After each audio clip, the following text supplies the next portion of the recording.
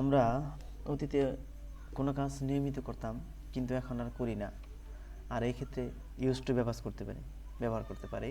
যেমন এখানে আমি স্কুলে যেতাম, কিন্তু এখন আর যাই না।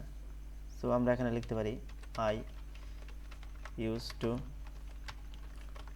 Go to school. I use to go to school, আমি স্কুলে যেতাম কিন্তু এখন আর যাই না। এখানে করিম বাজারে যেত, কিন্তু করিম সাহেব এখন আর বাজার যায় না। সেক্ষেত্রে আমরা এখানে লিখতে পারি কে Karim use to go to market. Karim use to go to market, Karim বাজারে যেত। এখন আমি চিঠি লিখতাম, কিন্তু এখন আর লিখি না।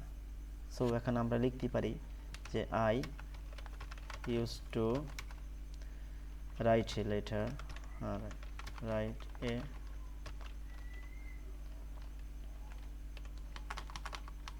লেটার। আমি চিঠি লিখতাম, বাট এখন আর লিখি না।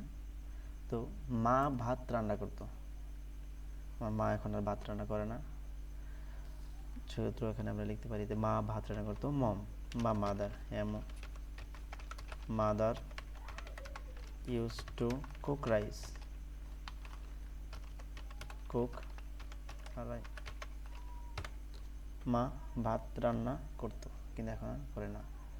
আবার এখানে লিখতে পারি যে বাবা কাজ করতেন, কিন্তু এখন আর বাবা কাজ করে না। সো ফাদার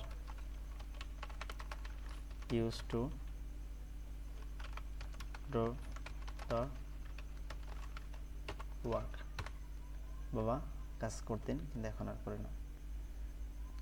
তো ইংলিশ আসলে একটু কঠিন একটা ভাষা না। যদি ইংলিশটা আমরা কঠিন মনে করি, ইংলিশ যদি মনে করি যে ইংলিশ জাস্ট একটা ভাষা আর কিছুই না, তাহলে ইংলিশ আমাদের কাছে অনেক ইজি। কিন্তু ইংলিশটা আমরা অনেক ডিপ্লোম্যাটিক বা জটিল, কমপ্লিকেটেড মনে করি, তাই ইংলিশটা আমাদের কাছে অনেক কঠিন মনে হয়। তো ধন্যবাদ সবাইকে। আসসালামু আলাইকুম।